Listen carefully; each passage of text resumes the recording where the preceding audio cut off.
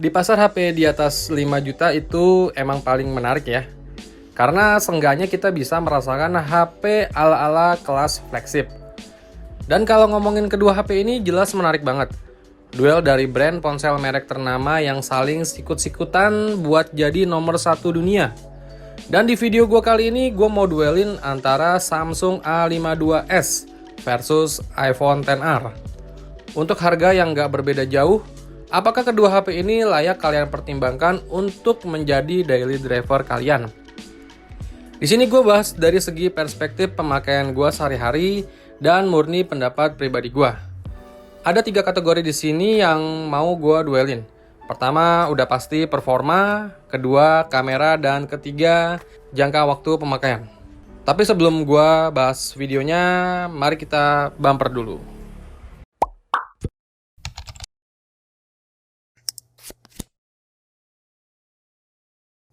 Oke, sebelum gue bahas ke performanya, gue mau kasih tahu dulu nih spesifikasi dari kedua HP ini.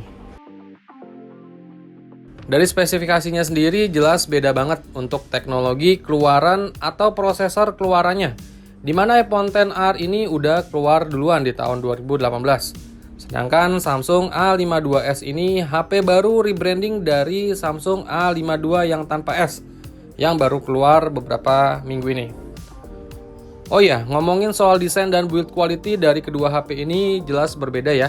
Dimana untuk iPhone XR itu build quality-nya sangat solid, kokoh, dan digenggam di tangan itu berasa presisi. Mantap pokoknya. Sedangkan untuk Samsung A52s ini untuk back case-nya berbahan plastik. Jadi kalau dipegang feel-nya itu masih kurang greget ketimbang iPhone XR. Sebenarnya untuk Samsung A52s ini desain dan build quality-nya sama persis dengan pendahulunya yaitu Samsung A52 tanpa S. Tapi lain halnya di bagian layarnya. Untuk iPhone XR ini panelnya itu liquid retina display, resolusinya SD yang menurut gua sih nyaman-nyaman aja dilihat. Dan selama pemakaian gua malah nggak berasa kalau ini layar HD. Karena kerapatan pixelnya yang udah padat di mata jadi berasa nyaman. Dan untuk Samsung A52s layarnya ini udah berpanel Super AMOLED khas Samsung yang dimana untuk warna yang dihasilkan itu lebih ngegonjreng, tajam, cakep, enak dilihat. Kalau soal layar gue pilih Samsung A52s karena dia menawarkan layar yang lebih hidup. Dan dari segi performanya bisa dibilang iPhone walaupun udah kurang lebih 3 tahun rilis, tapi performanya masih bisa diandelin banget di tahun 2021 ini. Dengan chipset A12 Bionic dari Apple itu performanya juara. PUBG Mobile bisa disetting di grafik smooth extreme atau Ultra HD, frame rate-nya ultra. Sedangkan Samsung A52s dimana menggunakan SoC terbaru yaitu Snapdragon 778. Sebenarnya SoC ini akan jadi salah satu SoC favorit untuk saat ini. Karena selain menawarkan performa yang cakep, Snapdragon 778 ini udah mendukung jaringan 5G. Jadi ya untuk dipakai beberapa tahun mendatang ya udah cukup aman. Walau ya SoC ini bukan kelas flagship dan untuk pemakaian sehari-hari untuk sekedar multitasking, scroll-scroll sosial media sih Samsung yang lebih unggul. Itu karena layarnya udah mendukung refresh rate 120Hz yang dimana scroll-scroll aplikasi dan buka tutup aplikasi lebih nyaman ketimbang si iPhone XR. Jadi di sini kalau dari segi performanya gua udah pasti pilih iPhone XR.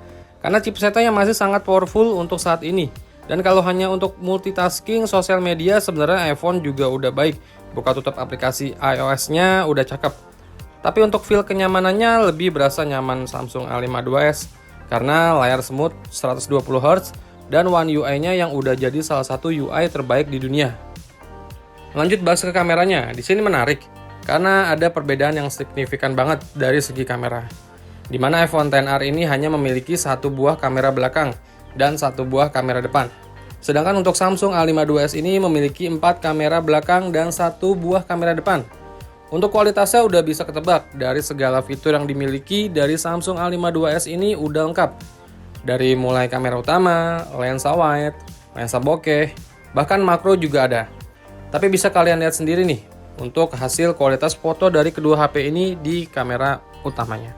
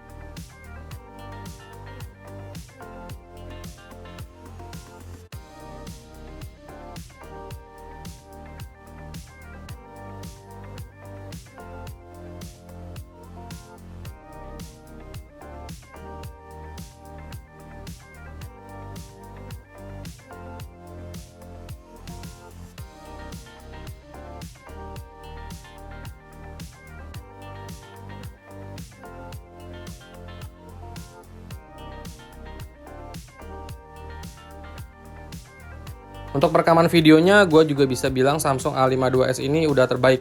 Hadirnya fitur OIS atau Optical Image Stabilizer udah bisa bikin perekaman video di Samsung A52s ini stabil dan nggak getar-getar.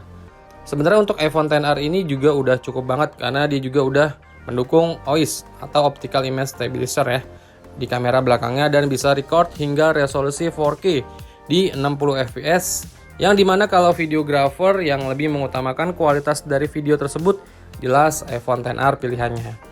Tapi sekali lagi kalau untuk fitur jelas Samsung A52s yang terbaik karena sekali lagi untuk kameranya itu udah ada 4 buah dan semuanya itu bisa dimanfaatkan untuk record video. Jadi udah jelas untuk segi kameranya antara iPhone XR dan Samsung A52s itu gua pilih Samsung A52s sesuai kebutuhan gua sehari-hari.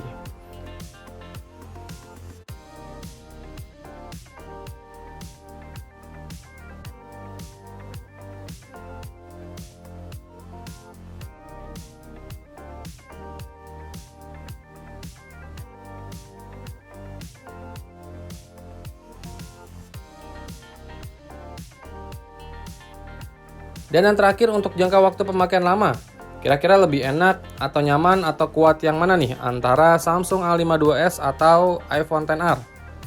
Kalau gue suruh pilih sih, gue pilih iPhone XR. Kenapa iPhone XR bang? Kan Samsung A52s HP keluaran terbaru di 2021 dan jaringannya udah mendukung 5G. Nah ini yang harus diberi paham nih. Jadi kita lihat dari perspektif hardware dan operating system buat kedepannya. Kita tahu iPhone XR itu nggak pelit sama yang namanya update software. Software terakhir pada saat video ini tayang itu udah luncur iOS 15.